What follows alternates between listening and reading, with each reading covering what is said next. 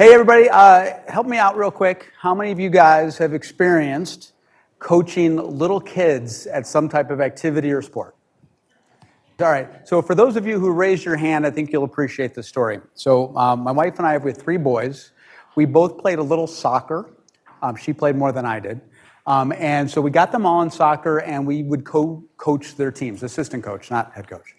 And we had one season when my youngest was just starting where the two youngest had the same practice schedule. So we decided to alternate and we would flip to different practices. So the next story is actually my wife's story, but I love the story. So, and by the way, I don't know about your towns, but in our town, the youngest kids are co-ed. And so my youngest son is having a practice that my wife is at, and this little girl who's in the upper right-hand corner comes up to her and says, "My feet hurt." And my wife goes, "Oh, well, why don't you go ahead and sit down for a little bit?" And as the girl was going to sit down, my wife noticed that her shoes looked like this. And she said, "Oh, sweetie, your shoes are on the wrong feet." And the little girl who was about to sit down stood back up, looked her straight in the face and said, "No, they're not." And my wife said, well, she was kind of taken back by it, so she decided to reassess the situation. So she stepped back, looked down, looked back up at the young girl and said, "I'm positive, honey, your shoes are on the wrong feet." And the little girl, still looking at her straight in the face, said, "No, they're not. I bought them this way."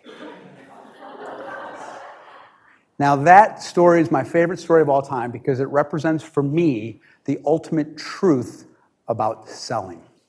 And that truth is this: the perception of value resides exclusively in the mind of the buyer. I'm going to say that again. The perception of value resides exclusively in the mind of the buyer.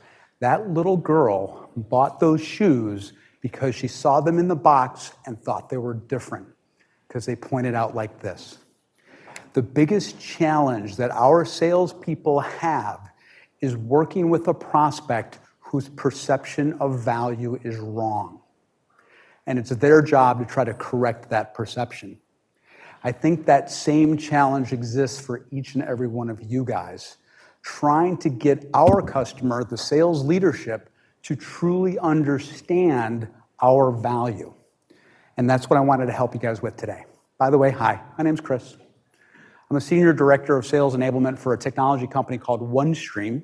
If you're in the technology space, you should remember us. We are one of the fastest growing companies probably in the world right now. We're over 250 million ARR. We just started our SaaS model 3 years ago. So huge growth, really exciting times to be part of this company. Anyway, I was brought on board to this company to help build and establish the foundation of sales enablement. So in my initial interview with our executives, I interviewed with the president. I actually brought with me my little binder, which is how to build a sales enablement strategy. If any of you guys are interested to take a look at this, please let me know. I'm happy to share it with you. The first step is to build an analytic model of the performance of our salespeople. It's a model that I've been working about and thinking about for a long time. In fact, I've struggled to really figure out, what do we mean by ramped? What is ramped upness? All right? And there's a whole bunch of metrics out there that you guys have all probably looked at or worked with or thought about. Time to first deal, time to first quota attainment, return on hire. And I tried to play with all of them, and there's just too much subjectivity that kind of went into them. And what I kind of thought about is what I really want to get to is like the same level of productivity as everybody else. And I realized what I was really looking at was average revenue per rep, but not the way that we normally think about it. Finance people take our revenue and divide it by our number of sales reps, and they go, "That's our average revenue." That's not the way I want you guys to think about it. The way I want you guys to think about it is look at a year of productivity for every one of your sales reps. Anybody who was hired, throw that numbers out. Anybody who's promoted or who was fired and left, throw those numbers out. Just look at the year and everybody who had a full year, and now you have a productivity number for the year, all right? But if I tried to look at this from a perspective of individual data points, I was struggling to really get meaning out of it. And then I came up and realized that what I should be doing is thinking about tenure. Now, this model, I should have said at the beginning, is really oriented around companies that have a complex sale, probably takes 6 months or longer on average sales cycle time, has really hard competitors, so there's a lot of competitive positioning that needs to take place, and there's also a lot of political navigation. That's what this model is probably ideal for. By the way, I've implemented this model as a consultant prior to coming to OneStream. I've used it on about 12 companies. OneStream is my 13th, all right? So not a ton of examples, but they were all very, very consistent. Okay, so what I did is I wanted to look at it by tenure. So if you see HYR, that's hire year. That's just a throwaway data point. Don't worry about it. What I want you to think about is rookie year. What I do, if I have, let's say, enough data that I have sales reps that have been with the company for 7 years, I'm going to go back in time to their first year. And then if I have somebody who's been with the company for 3 years, I'm going to go back in time to their first year. I'm going to take every sales rep's first year of performance and bucket that together and get an average. So, and then I'm going to do the same thing for sophomore, junior, senior, and the rest of the years. So what I'm going to share with you now is an actual example of one of my clients prior to me joining OneStream. I'm going to talk you through the model so you guys get it. The blue line is average revenue per rep. So that was the previous year. It was all salespeople who had a full year of productivity. And this is their average. Then, again, higher year we throw out. Look at rookie year. This is all reps' rookie years, totaled up and averaged, and then compared.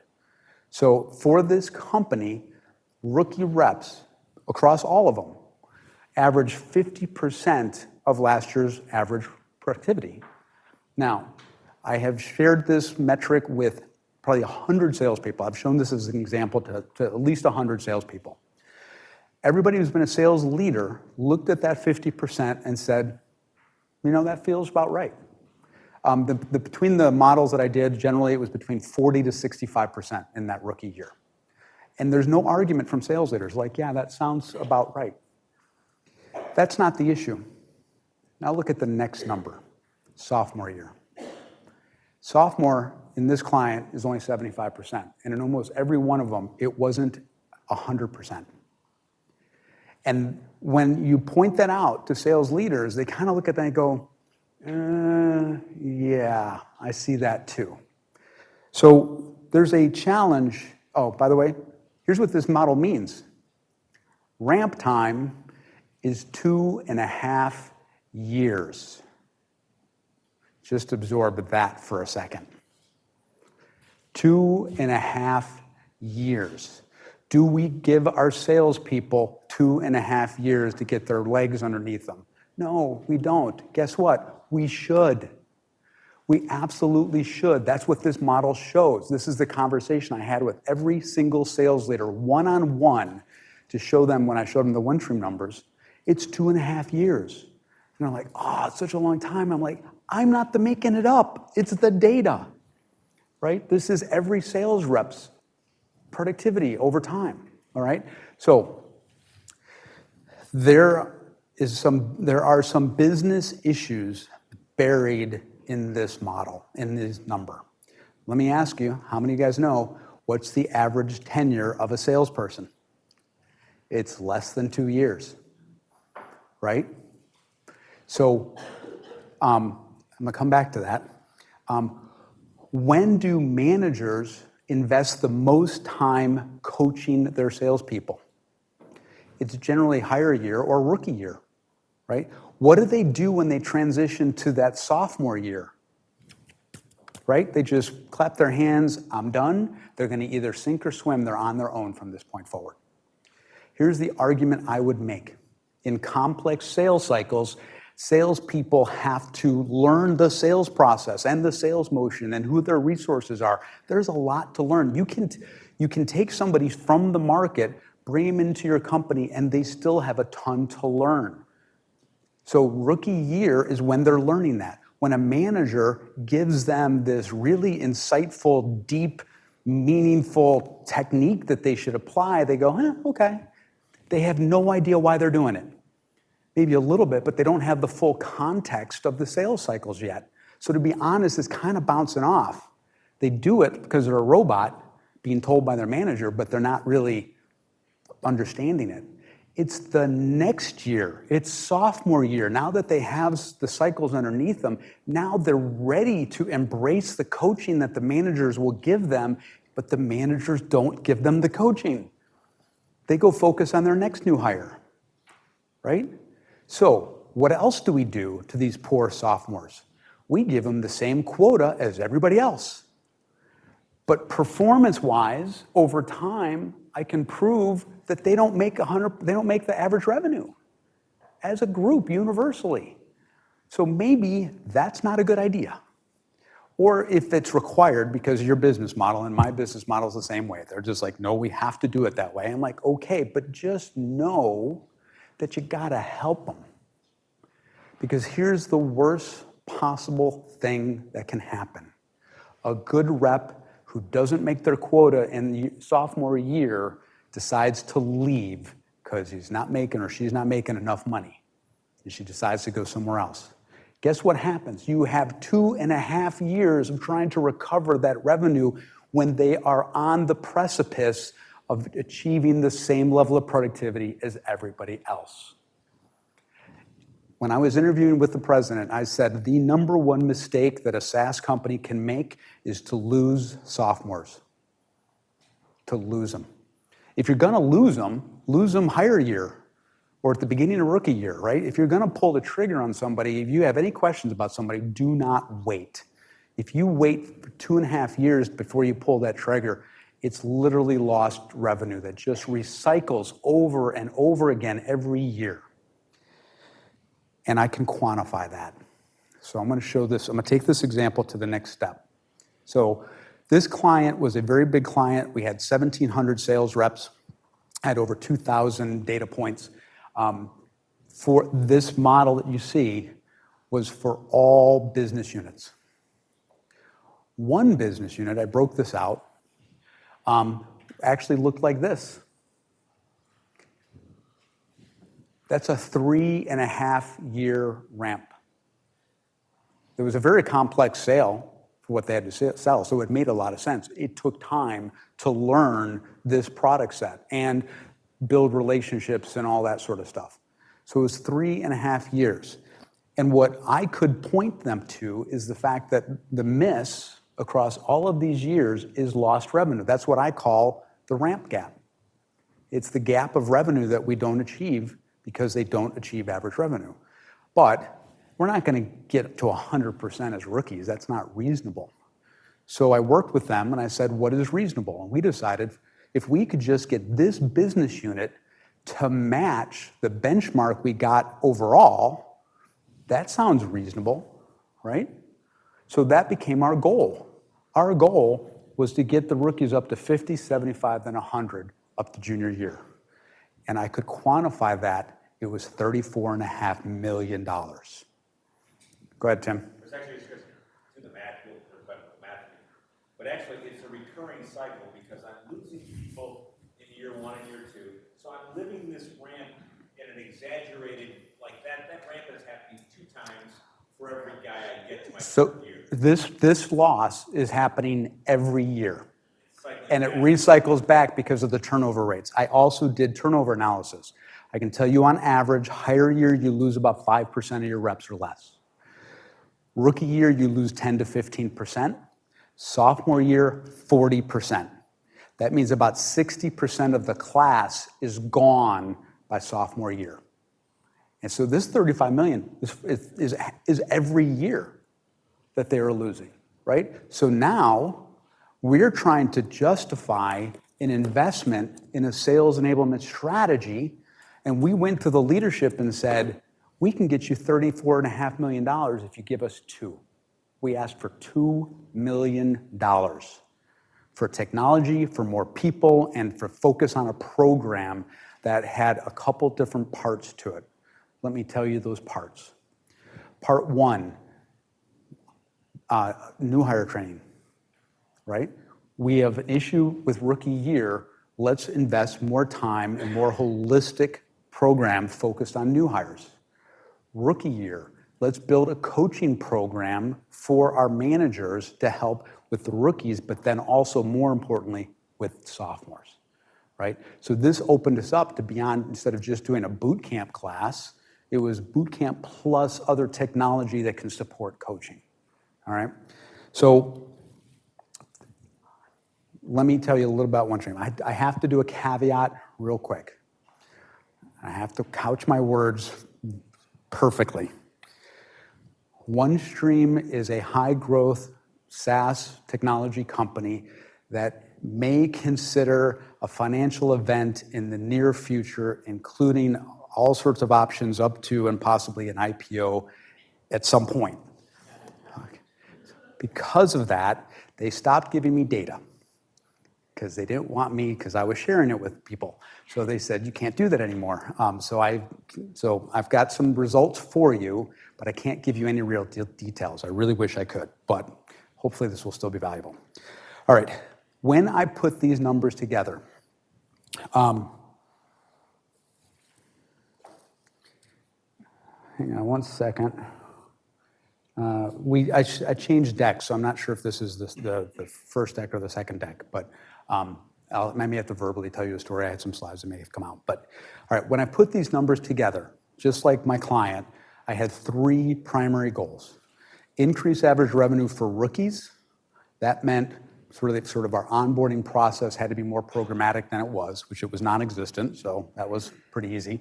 The second one was then to build a coaching model and to really, I actually built this like domain-specific deep dive sort of training to help the sophomores, and then try to help improve the performance of all sales reps. And a year later, I was able to go to sales management and say, we increased rookies by 42%, we increased sophomores by 15%. I wish that number was higher, but we increased overall by 23%. This was in a pandemic year, by the way, which I could then say, in total, I helped influence a $6.9 million improvement. So we didn't lose it, we gained it, right, versus the gap.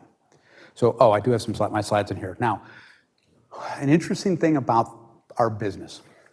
So the people that made our technology 20 years ago made the current market-leading technology.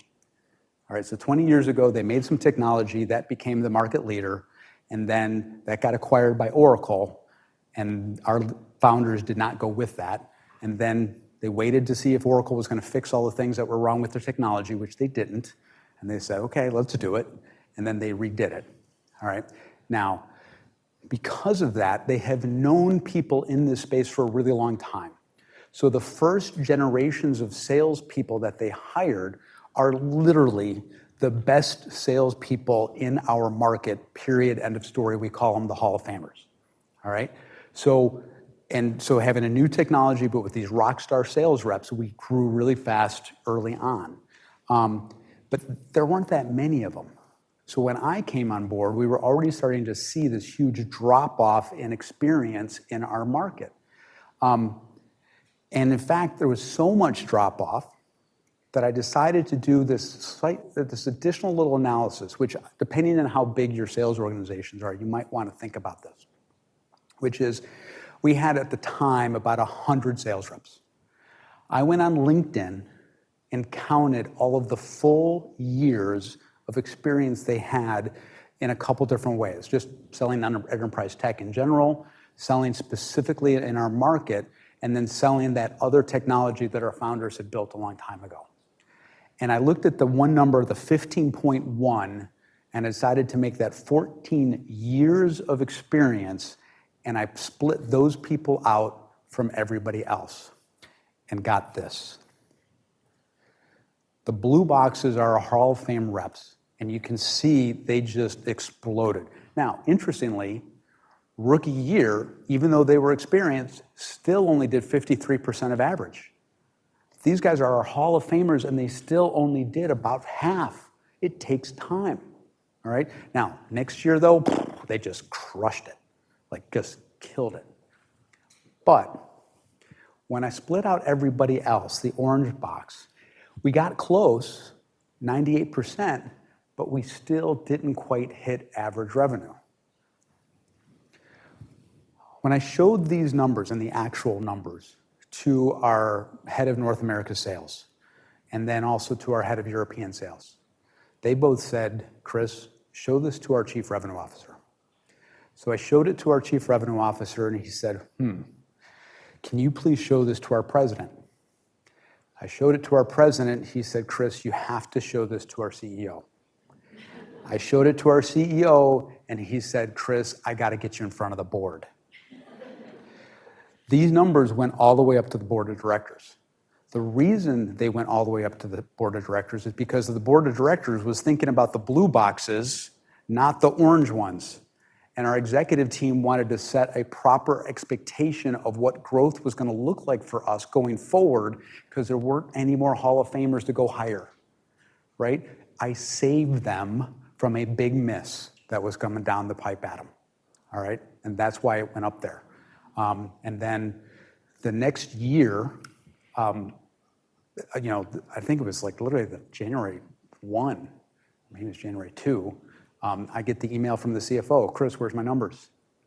I'm like, nobody's given me a spreadsheet yet, what the hell? So anyway, so that was the value of this and the importance of it. Now, technique-wise for you all, if you choose to go down this path, is it's just a conversation starter, right?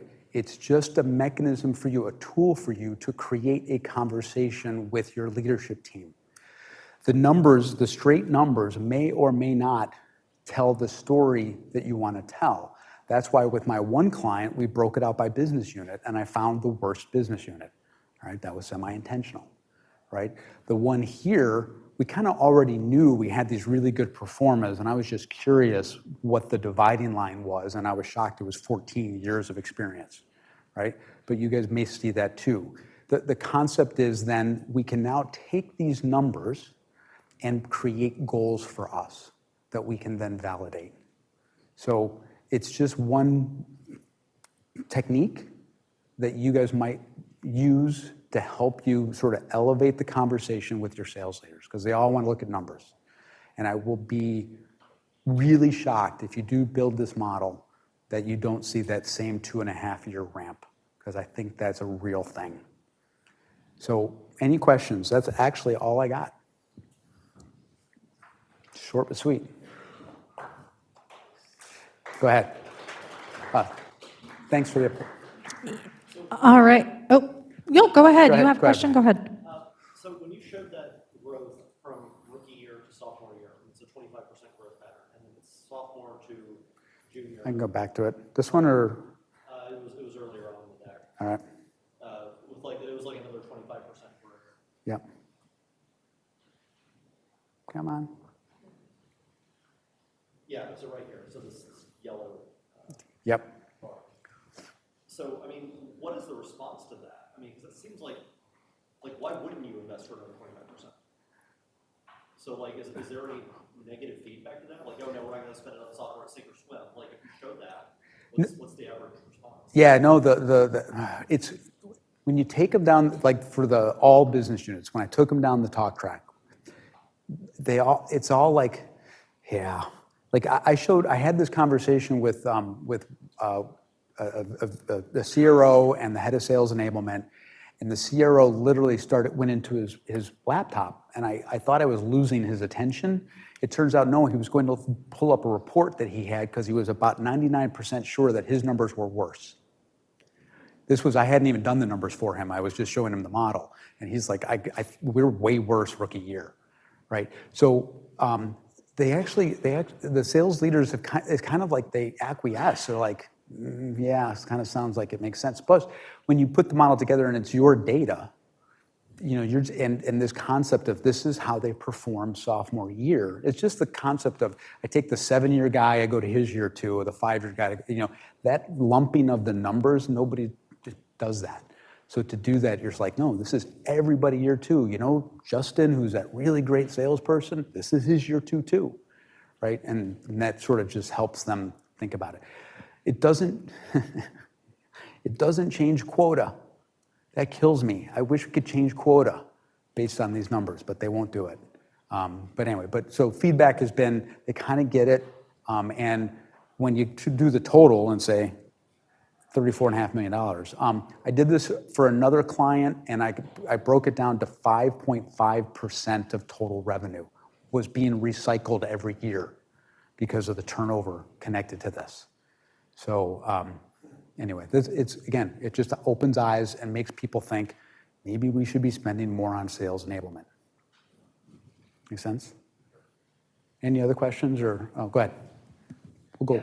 I was actually going to ask you about if it influenced quota. So you just answered that for me, but Yeah. do you think you were at least in the situation able to convince them to be more patient? I definitely think so. And Tim works with me at that company. Don't you think our turnover is pretty low? Yeah, no, for sure. I mean, it's hard because we've been pretty hot, so, That's true. low there, per se. One of the things I was wondering is, but by the end of sophomore year, outside of numbers, you just kind of have an intuitive sense. This guy's not gonna cut it. I'm not gonna be patient. So you kind of probably cut bait at some point after Well- year 1 anyways, if you're gonna do it. Well, one of the things that I think we have been patient. I know that a coworker of ours and myself, we've worked with a lot of the new hires. We've identified some guys that we were telling their managers cut bait, and they didn't. They actually gave them time, and then at the 2.5-year mark, then they cut bait, and you're like, ugh, do you understand? I mean, it's do it early, don't do it late. But if you have to, you have to. Justify onboarding right there. If I could identify the bad deals in the, and you could just, think how much you would save, reapplying that territory to some rock star who walks in. Yeah. Go ahead. I find all these statistics very interesting, just awesome. So thank you. But so the average tenure of a sales rep, I think you said it was what, 2 years? It's under 2 years, yeah. 2 years. I was just curious where those figures came from. There's a number of studies out there. To be honest, I haven't looked at any late ones, but the ones that I know of are from CSO Insights, which I think got absorbed by somebody. Can't remember who, but you can still find it out there. And Sounds right. yeah, there were a number of them. It became fairly standard. Actually, sales managers was like less than 1.5 years. It was even worse. So they just don't get enough time. Anyway, any other? Question over here. Yeah. When you define rookie, is that regardless of experience? Because in year 1, right, that could be someone who's net new out of college or someone who literally has 5 or 10 years of experience coming to the organization. Yeah, that's really a good observation. I should probably just call this year 1 versus rookie because the connotation. One thing about that though, the way this is first full year. So if you hire somebody on January 1, they are both a new hire and a rookie. They still count in here. In fact, I actually have sort of made a decision on this data where the rule is if somebody is hired in time for kickoff, I count him as a rookie. I count him as a first year. Because there's, in my opinion, and I don't know that this is 100% true across everybody, I think that there's actually a seasonal cycle that crosses over a year for companies with a complex sales cycle. And kickoff is like the start of it. It's like it's the strategy piece, it's the updates piece, and then it leads into territory reviews. If they go through that, that's kind of that. But if they're hired after that, they miss that. And I think that actually slows them down in terms of that performance that higher year. But it doesn't seem to affect people that were there in time. So anybody before kickoff, I count inside rookie year. So thank you. Good question. All right. Any others? Did anything pop up? Yeah, there's quite a few that came through here, but I heard some of you ask them that were on here. Here's some around time. I see a few of those around time of sales cycle. So this one, for instance, how could this apply if your sales cycle is typically 9 days? I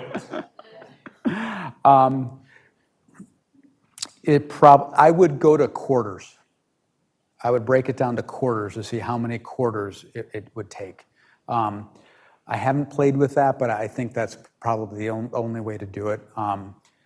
Yeah, sales cycles are typically 9 days. Wow. Yeah, that would be really interesting to see, especially if you have a lot of sales reps. Do you have a lot of sales reps? Or are you a fairly small business? 13. Yeah, that's the problem. You do need some data points. You know, I kind of find like 100 to 150 data points kind of start to make the model reasonable. I really enjoyed playing with the one with the 2,500 data points. That was fun. So, yeah. What else? Yes, how do you combat unsupportive sales culture and the churn and burn mentality? Say it again, sorry. How do you combat the unsupportive sales culture and that churn and burn type mentality? Well, this is a good gut check. It's a great question. And we have too many companies like that, in my opinion. I got into this because I like to help people. I also was in sales, so I know how painful it is, right? And I don't think we appreciate how painful it is enough. I know you all do, but I'm talking about sales leaders. And to me, this is actually a really good argument against the churn and burn, or at least to get them focused. If you're going to churn them out early, do it like in the first 6 months. Don't waste the time. If you keep them there that next 2 years, you're just recycling revenue, and you can quantify how much revenue that is. Just think about it this way. And don't even say 34.5 million. Let's just say 5.5%. If I could give you 5.5% additional revenue every year, would you hit your target? Now, if that's the question, do you really want to let reps go after 2.5 years when we know on average they'll achieve average productivity? You're shooting yourself in the foot, right? I mean, yeah, not all sales reps are going to make it, but if they made it this far, you must have seen something. Give them 1 more year. If they don't make it that year, then maybe you get them out. But just that transition from 2.5 to 3.5 is the difference of recycled revenue that you're just losing. Hope that helps. All right, and then one more. How might you quantify time to ramp with consultative sales, long sales cycles, and a sales team of 2 to 5 people supporting each account? Does the 2 to 5 people share the revenue for the deal? For whoever asked the question. It says anonymous, so I don't know. So, all right. So if you can't break out the revenue, then I don't know that this model is going to help. If you can, and by the way, like the first client that I did this for was a combination of technology and services business that was very complex and very consultative, and was a team-based selling that also included partners. But we could identify the revenue or attribute the revenue to a single person, and that's what gave us the model. That's the one where it was 5.5% of revenue. And their turnover was terrible going through the second year. It could be longer. 3.5-year ramp time is possible, right? Especially in that type of environment where they're very long sales cycles, they're very consultative. They may only be 2 or 3 deals that you're going to have in a year because they're that big. We're getting to that point. We do better with big deals than we do with small deals, and so that's kind of stretching our average sales time. So if it's 3.5 years, again, the same conversation. Are they doing the right things every year? And the question you can ask the sales manager, especially around the coaching of sophomore year, is, do you want to invest your time to coach them, or do you think they're not worth the time? Because then it's the manager's responsibility to get them over the hump, right? And if it's their responsibility to get them over the hump, they have to make the call. how do you feel about this particular rep? Is it worth your time? And hopefully they'll say yes, and if they are, great. And hopefully this model will help sort of clarify the potential value of embracing that kind of approach. So that's the hope. All right, guys, thanks so much. Great to see y'all.